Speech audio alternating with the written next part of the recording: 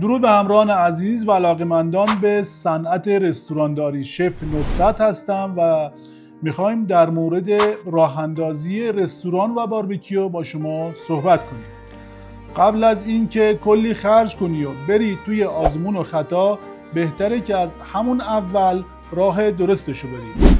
اگر شما هم جز اون افرادی هستید که میخواهید رستوران یا باربیکیو راه اندازی کنید، پس تا ادامه این ویدیو با من همراه باشید، چون میخوام قدم به قدم راه اندازی رستوران و باربیکیو رو به شما آموزش بدم. با توجه به قابلیت هایی که تیم راه اندازی ما داره، میتونیم مشاوره تخصصی بدیم، تجهیزات استاندارد و مناسب برای شما جور کنیم، کمک میکنیم که یه منوی پولساز بچینیم، ریسکت رو کم میکنیم و فروشت رو میبریم بالا. با من همراه باشید، چون تجربه ما سرمایه‌ت رو نجات میده. اولین قدم این که ایده و کانسپتت رو مشخص بکنی. یعنی قراره چه رستورانی رو افتتاح بکنی؟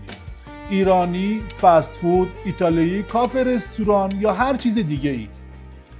قیمت‌ها قراره بر چه منوالی باشه؟ اقتصادی، متوسط رو به بالا یا لوکس؟ مشتری هدفت کیه؟ خانواده ها، جوان ها، کارمندا یا افراد لاکچری؟ و از همه مهمتر، چی قراره تو رو با بقیه متمایز کنه؟ یادت باشه اگر کانسپتت شفاف نباشه، توی بقیه مسیر قطعا به مشکل میخوری.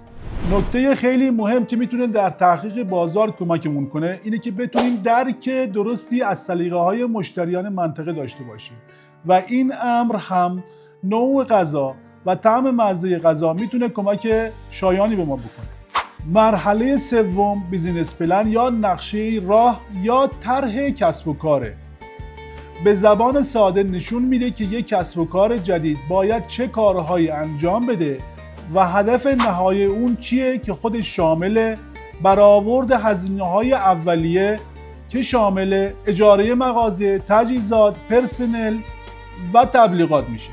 تعیین نقطه سر به سر یعنی اینکه با چه مقدار فروش به نقطه صفر میرسیم که بتونیم کلیه هزینه‌های جاری و اولیه رو پوشش بدیم. پیشبینی درآمد و هزینه‌های ماهیانه یکی از نکات مهم مدیریتی هر کسب و کاریه و میتونه در ضرر یا سوددهی هر کسب و کاری نقش مهمی ایفا بکنه. حالا ما این کسب و کار رو راه انداختیم و به این مرحله از فروش رسیدیم. برای بقا و ادامه کسب و کار باید نقشه راه مختص خودمون رو ترسیم کنیم. نقشه راه کوتاه مدت 6 ماهه و بلند مدت 1 ساله. مثال اینکه بتونیم در نقشه راه کوتاه مدت قراردادهایی با شرکت‌ها و ادارات برای تأمین نیازهاشون ببندیم. تعریف مشتری هدف. مشتری هدف کیا هستن؟ دانشجو، خانواده، کارمند یا لاکچری؟ تمام کارها و برنامه‌ریزی هایی که برای افتتاح یک مجموعه انجام میشه، دقیقاً هدف یک کلمه هست: مشتری. اگر ندونیم قراره به چه مشتری و چه قشری خدمات بدیم، بقیه مراحل هم دچار مشکل میشن. بررسی مزیت رقابتی. چه چیزی شما را خاص‌تر از بقیه میکنه؟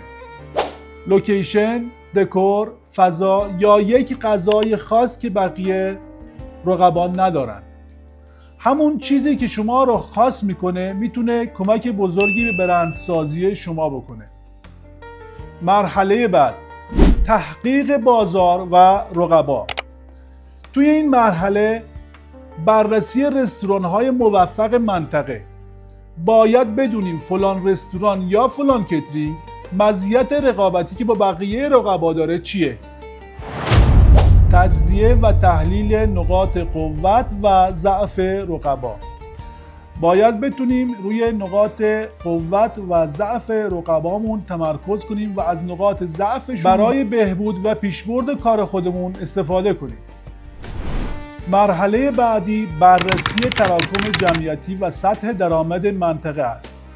تا با آمار و ارقام این موضوع بتونیم منو و قیمت تمام شده و سطح خرید مردم اون منطقه رو آنالیز کنید. مرحله چهارم تأمین سرمایه است. پول قراره از کجا بیاد؟ یا سرمایه خودت، شریک داری یا وام و سرمایه گذار داری. ولی یه نکته اینجا خیلی مهمه. اگر شراکت دارید سهم‌ها و قراردادها باید شفاف و مکتوب باشه. بیشتر دعواهای رستورانی از همین جاها شروع میشه. مرحله بعد برندسازی قبل از افتتاح. قبل از باز کردن در سر صدا کن. اسم و لوگوی قوی ایجاد کن. اینستاگرام فعال داشته باش. لوکیشن تو توی گوگل مپ ثبت کن و تبلیغات محلی فعال داشته باش. مرحله بعد مدیریت بعد از افتتاحه. رستوران موفق یعنی مدیریت هر روزه، نه فقط افتتاح. کار اینجا تازه شروع میشه. کنترل هزینه ها، اصلاح منو، بهبود سرویس دهی، حفظ کیفیت و ساختن مشتری دائم از اولویت‌های اصلی بعد از رستوران افتتاح کردن. خب بریم سراغ منوها. مهمترین بخش هر رستوران منوی اون رستورانه. اول از همه یه چیز مهم رو بدون. منو فقط یه لیست غذا نیست، هویت یک رستورانه. منو در واقع یه ابزار خیلی قوی مدیریتیه. یعنی چی؟ یعنی منو مستقیم روی اینا تأثیر میذاره.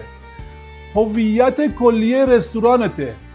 اینکه چه تجهیزاتی توی آشپزخونه لازم داری، چطوری پرسنلت رو آموزش ببینن، سرعت و کیفیت سرویس دهی، میزان دورریز غذا و از همه مهمتر سود روزانت بستگی به منوت داره. حالا ارتباط منو با آشپزخونه رو گوش کن. همه غذاهایی که توی منو میذاری باید واقعا قابل اجرا باشه. یا باید سرآشپز مستقیم آمادشون کنه یا یه بخشی از کارشون از قبل توی پیشپخت انجام شده باشه. اگر منو رو بدون توجه به توان آشپزخونه طراحی کنی چی میشه؟ سرویس کند میشه، اشتباهها بالا میره، کیفیت غذا میاد پایین و در نهایت مشتری ناراضی است. یکم درباره منوها بدونی بد نیست. بعضی رستوران‌ها منوی آیتم به آیتم دارن، یعنی هر غذا قیمت جدایی داره. بعضی جاها منوی ضیافتی دارن، مخصوص مراسم و مهمونی‌ها. حتی اگر منوی چای هم جلوی مشتری نباشه، داشتن یه فهرست منظم غذایی برای آشپزخونه حرفه‌ای کاملا الزامیه. منو حتی توی مدیریت پرسنل هم نقش داره. با منوی درست مشخص میشه هر کس مسئول کدوم بخشه. دستور پخت‌ها دقیقاً اجرا میشن، کارهای آماده سازی از قبل برنامه ریزی میشن و سرویس دهی بدون استرس جلو میره. و در نهایت منو توی برنامه‌ریزی کل بیزینس اثر داره. بعضی وقتا اول طرح تجاری نوشته میشه، بعد منو در میاد. بعضی وقتا هم خود منو مسیر رستوران رو مشخص میکنه. یه منوی خوب دقیق میگه که کی چه کاری انجام بده، غذا چطور و با چه سرعتی آماده بشه، کجا سرعت مهمه و کجا دقت حرف اولیه. پس اگر میخوای یک کسب و کار رو اصولی راه بندازی و بدون ریسک و طبق این گفتمانها شروع کنی، تیم ما میتونه مشاوره و همراه خوبی برای شما در این مسیر مهم باشه. جهت مشاوره و گرفتن اطلاعات بیشتر فقط کافیه با شماره تلفن زیر در تماس باشید.